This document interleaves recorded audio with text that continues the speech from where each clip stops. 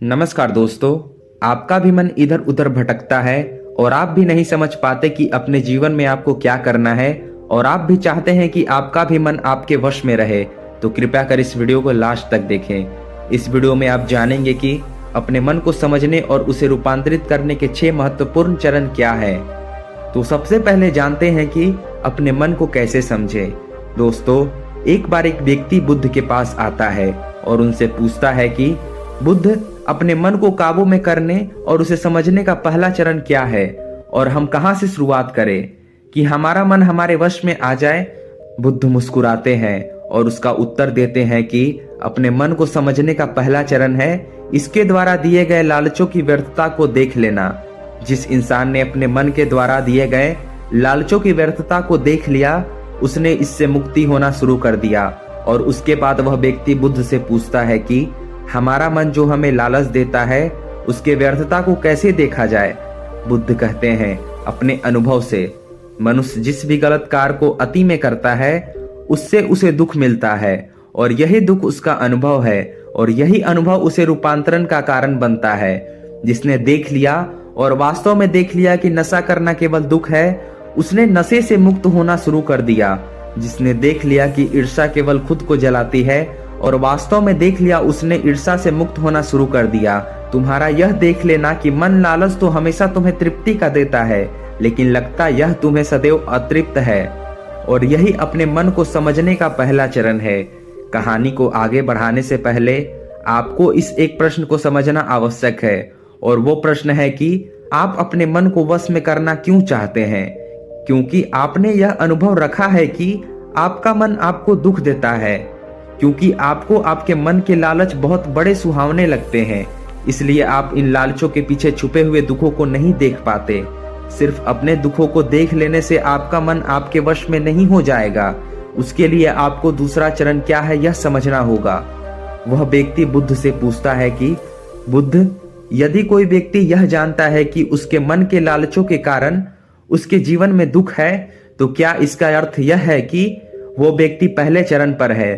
और यदि वह व्यक्ति पहले चरण पर है तो दूसरे चरण पर कैसे जाएगा?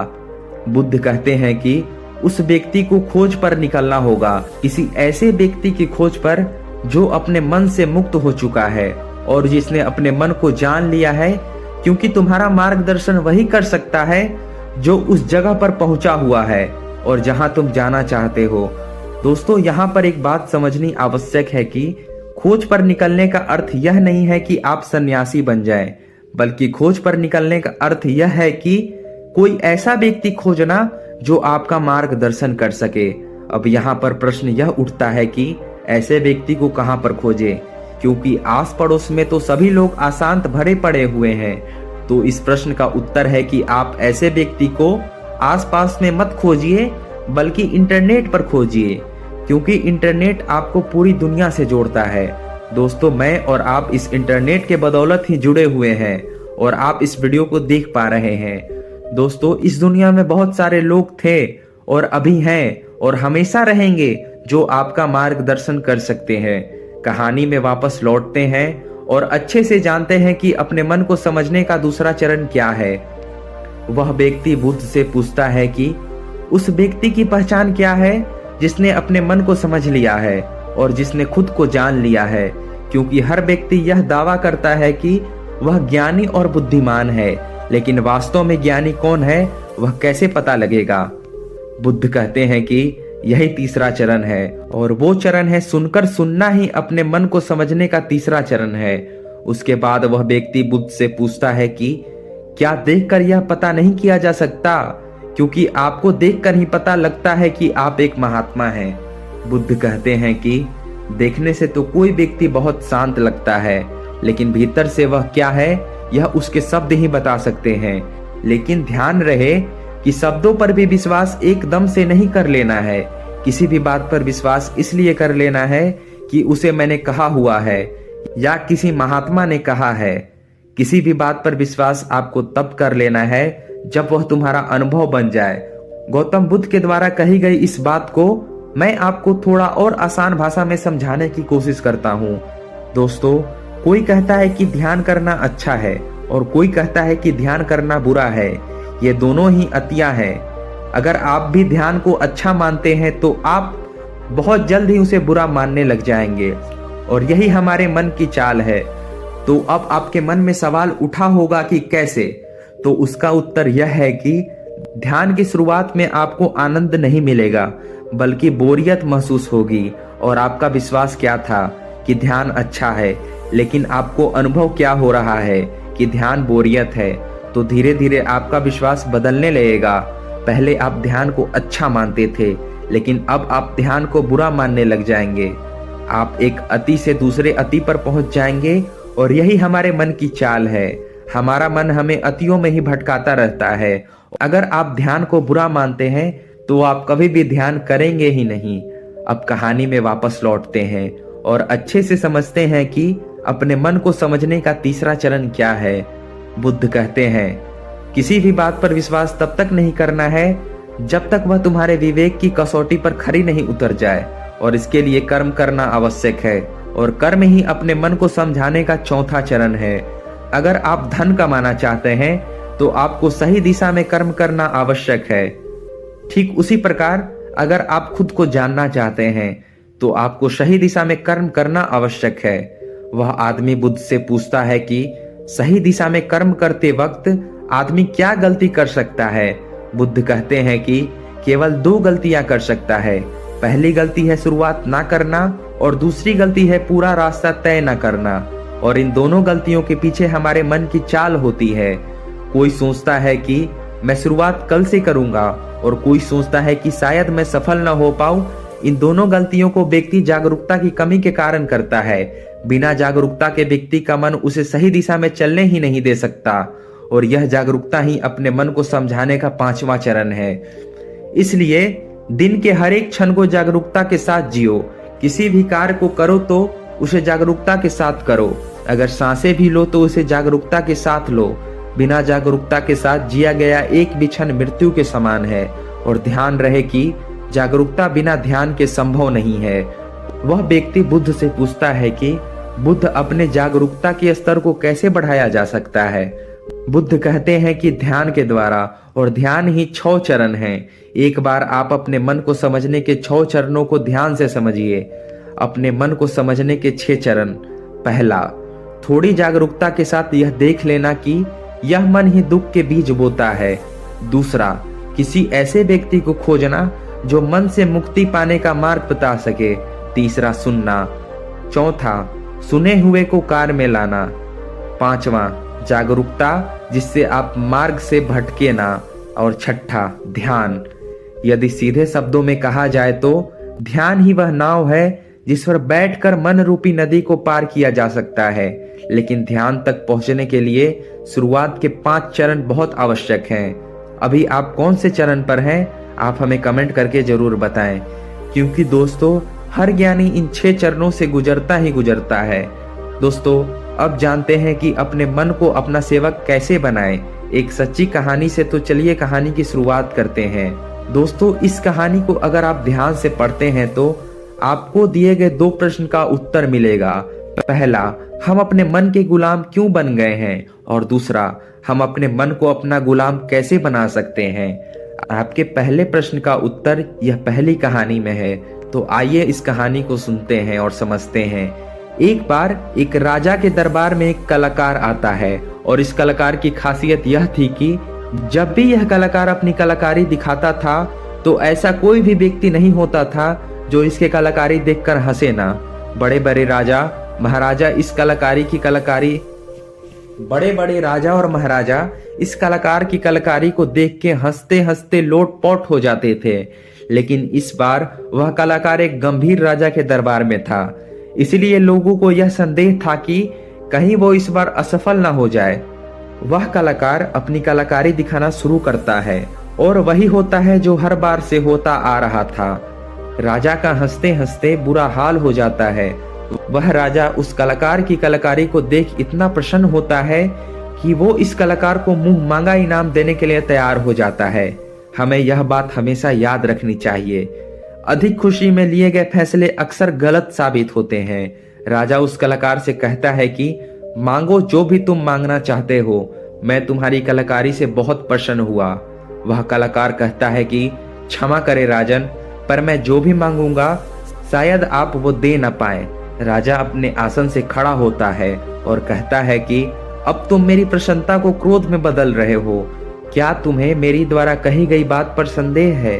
अब राजा अपने अहंकार को बीच में ले आता है और जहां भी अहंकार बीच में आ जाता है वह काम बिगड़ना निश्चित है। फिर वो कलाकार राजा से कहता है कि नहीं नहीं राजन, मुझे क्षमा करे। मेरे बोलने का मतलब यह नहीं था, बल्कि मैं तो बस ये कहना चाहता था कि आप इस बात को फिर से एक बार दोहरा दें। फिर उसके बाद राजा कहते हैं कि मैं तुझे वचन देता हूं कि जो भी तू हद में रहकर मांगेगा वह तुझे जरूर मिलेगा। उसके बाद वह कलाकार कहता है कि तो ठीक है, आप मुझे 24 घंटे के लिए अपने राज्य का राजा बना दीजिए। उस कलाकार की बात सुन राजा मन ही मन सोचता है, अच्छा है मैंने इसे हद में रहकर मांगने को कहा था, वरना ये तो हमेशा के लिए राजा बनता। वैसे तो 24 घंटे कोई बड़ी बात नहीं है। और उसके बाद राजा सोच समझकर उस कलाकार से कहता है कि ठीक है, अगले 24 घंटे के लिए मैं तुम्हें राजा घोषित करता हूँ। राजा बनने के 1 घंटे के अंदर ही वह कलाकार, जो कि अब राजा बन चुका था, वह पुराने राजा को फांसी पर चढ़ा देता है और दूसरे घंटे में वह पुराने राजा के सभी भरोसेमंद लोगों को हटाकर अपने भरोसेमंद लोगों को रख लेता है। आप में से बहुत सारे लोग उस राजा को मूर्ख समझ रहे होंगे, परंतु मैं आपको बताना चाहता हूं कि वह राजा कोई और नहीं बल्कि आप हैं और वह कलाकार आपका मन है। आपका मन आपको थोड़ी सी खुशियां क्या दे देता है कि आप उसके पीछे पीछे हो जाते हो। जो वही कहता है वही आप करते हैं और बाद में आपके हाथ में केवल पछतावा ही लग जाता है। किसी भी चीज का मजा लेना समस्या नहीं है, बल्कि इस मजे में ही डूबकर अपनी सद्बुद्धि खो देना समस्या है। अब दूसरे प्रश्न का उत्तर समझिए। उससे पहले मैं आपको दूसरा प्रश्न एक बार और बता देता हूं। हम अपने मन को अपना गुलाम कैसे बना सकते हैं? इस प्रश्न का उत्तर आपको इस कहानी के माध्यम से मिलेगा। दोस्तों, हमारा मन हमसे सिर्फ बुरे काम ही नहीं करवाता, बल्कि यह आपसे अच्छे काम भी करवाता है। मैं आपको एक उदाहरण देकर समझाता हूँ। जब आप ईर्ष्या का सहारा लेते हैं तब आपका मन बुरे काम करता है, और जब आप क्रोध का सहारा लेते हैं तब आपका मन बुरा काम करता है। जब आप मोह, अहंकार और लालच जैसी बुरी चीजों का सहारा लेते हैं तब आपका मन आपसे बुरे काम करवाता है, और जब आप प्रेम, दया और कृतज्ञ जैसी अच्छी भावनाओं का सहारा लेते हैं तब आपका मन अच्छे काम करवाता है। इसलिए समस्या मन नहीं है, बल्कि मन का इस्तेमाल किस तरह से किया जा रहा है, यह समस्या है। गौतम बुद्ध ने जागरूकता को इतना महत्वपूर्ण इसलिए बताया है क्योंकि जागरूकता के द्वारा ही अपने मन को नियंत्रित कर सकते हैं। मन को नियंत्रित करने का मतलब यह नहीं है कि अपने मन में निगेटिव विचार आने ही बंद हो जाए। मन को नियंत्रित करने का सही मतलब यह है कि आपका कोई भी विचार आपको विचलित न कर पाए। विचलित होने का अर्थ सिर्फ परेशानी होना ही नहीं, बल्कि खुश होना भी होता है। बहुत ज्यादा खुश होना समस्या नहीं है, परंतु उस खुशी से कोई निर्णय लेना समस्या है। उदाहरण, किसी से कोई वादा कर देना। ठीक उसी प्रकार बहुत ज्यादा खुश होना समस्या नहीं है, बल्कि इस दुख के कारण कोई निर्णय लेना समस्या है। उदाहरण, आत्महत्या करना। अगर आप पूरे जागरूकता के साथ यह देख पाए कि सुख और दुख, इन दोनों की अति में कोई भी निर्णय लेना दुख और पीड़ा को जन्म देता है, तो आप आंख बंद करके सुख के पीछे नहीं भागेंगे, और अगर आप सुख के पीछे नहीं भागेंगे तो दुख आपके पीछे नहीं भागेगा, क्योंकि ज्यादातर लोग जिसे सुख समझते हैं वह दुख की परछाई है। अब लोग इस बात का यह अर्थ निकाल लेंगे कि हमें सुख का आनंद नहीं लेना चाहिए, जबकि यह निष्कर्ष बिल्कुल गलत है। अगर आप सुख और दुख इन दोनों की अति में कोई निष्कर्ष नहीं निकाल पाते हैं तो आप वही रहते हैं जहां आपको रहना चाहिए, मध्य बिंदु पर, जिसकी बात हर बार बुद्ध कहते हैं। मैं आपको मन के बारे में एक खास बात बताता हूँ। आपको ऐसा कब लगता है कि आपको अपने मन को वश में करना चाहिए? मैं आपको बताता हूँ, जब आप वो काम कर रहे होते हैं जो काम करना आपके लिए सही नहीं होता है, तब आपको महसूस होता है कि आपको अपने मन को अपने वश में करना चाहिए, मगर आप वो काम फिर भी कर जाते हैं क्योंकि आपको उस काम को करने में मजा आता है। उदाहरण के लिए, चुगली करना। आपको पता है कि चुगली करने से आपको कुछ भी फायदा नहीं होगा, फिर भी आप चुगली करते हैं क्योंकि चुगली करने से शुरुआत में मजा आता है, परंतु धीरे धीरे ही आपको पता चलता है कि आप अपने ही नजरों में छोटे बन गए हैं। दोस्तों, गौतम बुद्ध के द्वारा दिया गया यह सूत्र आपको आज बताता हूँ जो आपकी जिंदगी बदल सकता है। और वो सूत्र है, जिन कर्मों को करने में शुरुआत में बहुत मजा आए तो वह काम आपके लिए हानिकारक है। उदाहरण के तौर पर फनी और गंदे वीडियो देखना, वेब सीरीज देखना, जंक फूड खाना और सुबह देर से उठना। और जिन कामों को शुरुआत में करने में कम मजा आता है या बोरियत महसूस होता है, वो काम आपका जीवन बदल सकता है। उदाहरण के लिए किताबें पढ़ना, व्यायाम करना, सुबह जल्दी उठना, ध्यान करना और इंटरनेट का सही इस्तेमाल करना। हमें यह समझना चाहिए कि हमारा मन केवल बुरे कामों में ही नहीं लगता, बल्कि अच्छे कामों में भी लगता है। फर्क सिर्फ इतने का है कि बुरे कामों में यह जल्दी लग जाता है क्योंकि बुरे काम करते वक्त शुरुआत में ही मजा आता है, और अच्छे कामों में यह देर से लगता है क्योंकि अच्छे काम में मजा देर से मिलता है। इसलिए मजे के पीछे न भागो और बल्कि सही काम के पीछे भागो। सफलता आपको निश्चित मिलेगी।